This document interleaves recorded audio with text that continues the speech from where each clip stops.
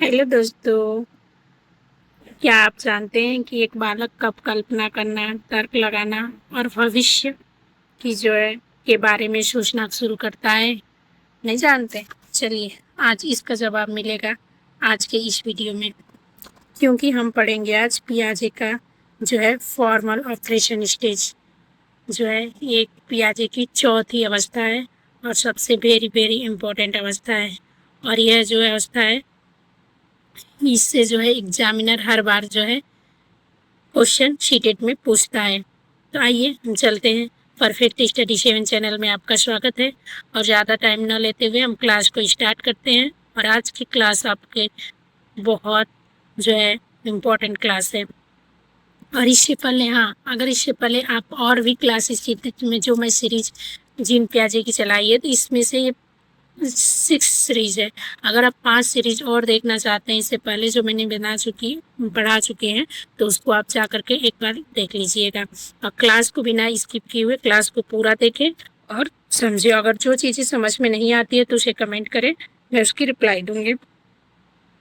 चलिए, जो जीन प्याजे का संज्ञानात्मक विकास का सिद्धांत है, इसका हम पार्ट 6 लेकर के आए हैं। और इसमें आज हम पढ़ेंगे जीन प्याजे की जो चौथी अवस्था है। जीन प्याजे ने बताया है, आप सबको पता ही है कि जीन प्याजे ने बताया है कि विकास की जो है 4 अवस्थाएं होती है। पहला कौन सा अवस्था हम लोग पढ़े थे, याद करिए। पहली अवस्था कौन सी थी? आप लोग कमेंट में चारों अवस्थाएं बताइएगा। पहले 3 अवस्थाएं बताइएगा, चौथे आज मैं पढ़ा रही हूँ। औपचारिक संक्रियात्मक अवस्था आज हम पढ़ने वाले हैं, जो जीन प्याजे के अनुसार बाल विकास की चौथी अवस्था है। और इस अवस्था को जो है आयु जो होती है यह अवस्था की, वो 11 से 18 वर्ष तक की होती है। और एक चीज़ नोट कर लीजिएगा, ये वेरी वेरी इंपॉर्टेंट है, क्योंकि ये क्वेश्चन पूछता है कि औपचारिक संक्रियात्मक अवस्था कौन सी अवस्था है जीन प्याजे की, तो ये चौथी अवस्था है। फिर क्वेश्चन ये पूछता है कि औपचारिक संक्रियात्मक अवस्था जो होती है इसकी आयु कब से कब तक को होती है, तो इसकी आयु जो होती है 11 से 18 वर्ष तक की आयु जो होती है उसको औपचारिक संक्रियात्मक अवस्था जीन प्याजे ने कहा है। जीन प्याजे के अनुसार जो है 11 वर्ष से 18 वर्ष तक की आयु में जो बच्चा होता है ना, वो औपचारिक संक्रियात्मक अवस्था में प्रवेश करता है। जीन प्याजे कहते हैं कि जो 11 से 18 वर्ष का जो बच्चा होता है ना, वो कौन सी अवस्था में, विकास की चौथी अवस्था जिसका नाम है औपचारिक संक्रियात्मक अवस्था, इसमें प्रवेश करता है।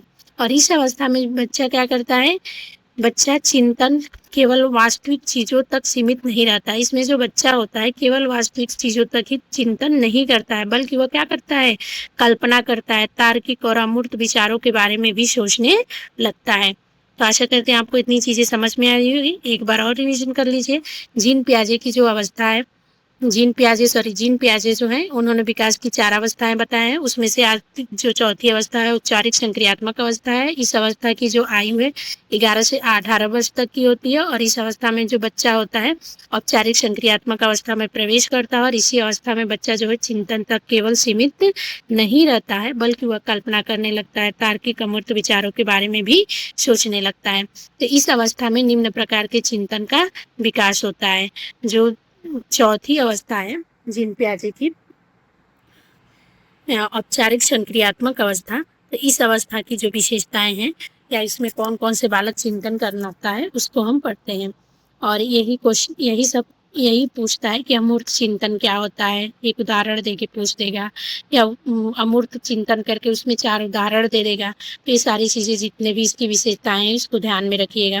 तो अब हम पढ़ते हैं अमूर्त चिंतन। अमूर्त चिंतन का मतलब है ऐसी चीज़ों के बारे में सोचना जिसे हम सीधे देख या छू नहीं सकते। अमूर्त मीन्स क्या होता है, जो चीज़ें सामने नहीं है, जिसको हम छू नहीं सकते हैं।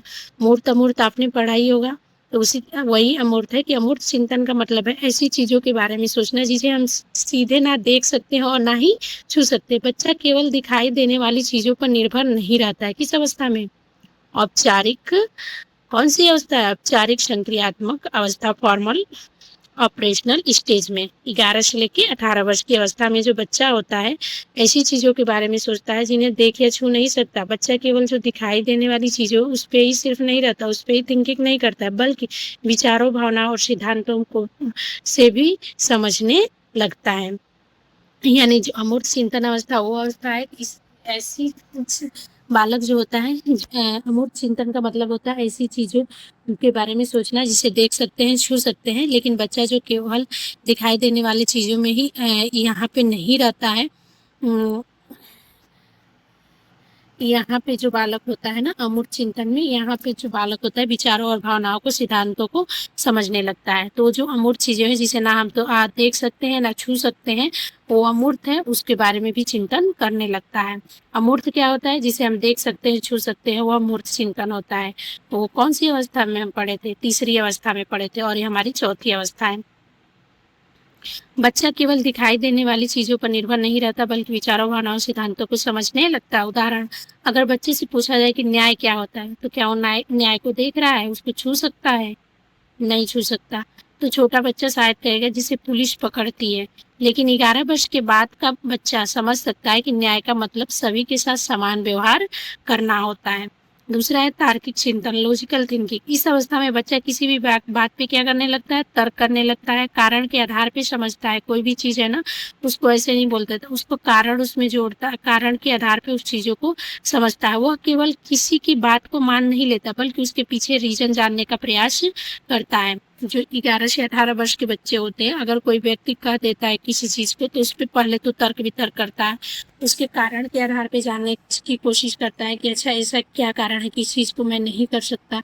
उसके पीछे जो है कारण जानने का प्रयास करता है, ये नहीं कि सिर्फ जो कहा वैसे उस बातों को मान लेता है। पहले बच्चा सोचता था कि बारिश इसलिए होती है क्योंकि भगवान पानी डालते हैं, लेकिन इस अवस्था में बच्चा समझ जाता है कि बारिश बादलों में पानी की प्रक्रिया के कारण होती है। यानी जब बच्चा क्या होता है, छोटा रहता है, 7 से 11 वर्ष या 2 से 7 वर्ष का होता है, तो इसे क्या कहते हैं लोग कि भगवान पानी गिरा रहे हैं, भगवान जी पानी गिरा रहे हैं ऊपर से, इसलिए बारिश हो रही है। तो शांत हो जाता है कि हाँ यही कारण है। लेकिन इसमें क्या है, बच्चा कहता है नहीं ऐसा नहीं है, उसका कारण जानने का प्रयास करता है। उसके बाद तीसरा है परिपक्व चिंतन।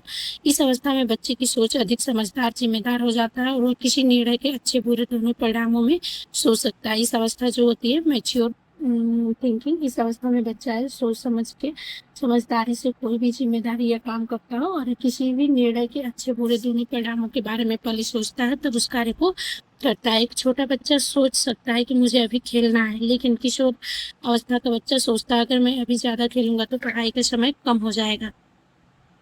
अगला है निगमनात्मक चिंतन।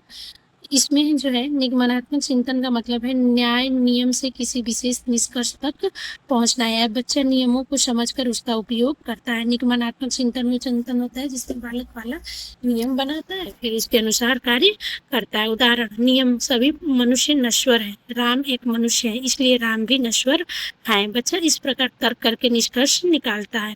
अगला है संकल्पनात्मक विकास। इस अवस्था में बच्चा बड़ी बड़ी संकल्पनाओं को समझने लगता है।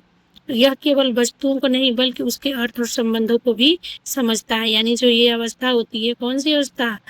औपचारिक अवस्था। इसमें जो बालक होता है, जो 11 से 18 वर्ष का बालक होता है, इस अवस्था में बड़ी बड़ी संकल्पनाओं को समझने लगता है, और वो केवल वस्तुओं को नहीं बल्कि उनके अर्थ और संबंधों को भी समझता है।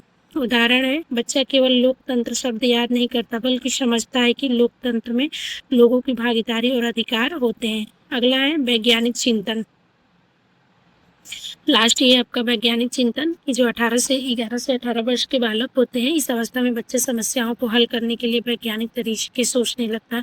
वो अनुमान लगाता है, उसका कारण खोजता है, फिर निष्कर्ष निकालता है। अगर पौधा सूख रहा है, वो देखता है कि अगर पौधा सूख गया है तो उसको सोच सकता है कि आखिर पौधा क्यों सूखा, पानी की कमी हो गई है क्या, ज्यादा धूप इसको लग रही है कि मिट्टी सही नहीं है, फिर कारण पता लगाने की कोशिश करेगा। तो परीक्षा के लिए जो है ये जो टॉपिक्स है काफ़ी इम्पोर्टेंट है। इसमें कुछ मैंने आपको महत्वपूर्ण ट्रिक बता दे रहे हैं कि जो औपचारिक संक्रियात्मक अवस्था है इसको ध्यान में रखिएगा। कब से कब की अवस्था होती है? 11 से 18 वर्ष की अवस्था है। इस अवस्था के औपचारिक संक्रियात्मक अवस्था के पुत्र का प्रतिपादक है, इसके प्रतिपादक जीन प्याजे हैं, और इस अवस्था में अमूर्त चिंतन का विकास होता है, और यह काल्पनिक और तार्किक समस्याओं को हल करता है। वैज्ञानिक सोच और समस्या समाधान क्षमता विकसित होती है। याद रखने की ट्रिक है, इस तो ये क्लास को यहीं पे समाप्त करते हैं। अगर क्लास अच्छी लगी है तो लाइक करिए, सब्सक्राइब करिए, शेयर करिए, बेल आइकन को दबाना ना भूलें, क्योंकि आपको नोटिफिकेशन क्लास आते ही मिल जाएगी, ताकि आप समय से देख पाएंगे। अगर और इस और आज से आपका जीन प्याजे समाप्त होता है। हमने जीन प्याजे का PYQ और MCQ लेकर के आऊँगी। तो इस क्लास को यहीं देते हैं, और जो चीज़ें समझ में नहीं आए उसे कमेंट करिएगा, और मिलते हैं नेक्स्ट क्लास में। और इस तरह की क्लास के लिए आप लाइक सब्सक्राइब ज़रूर करिए। थैंक यू, धन्यवाद, जय हिंद, जय भारत।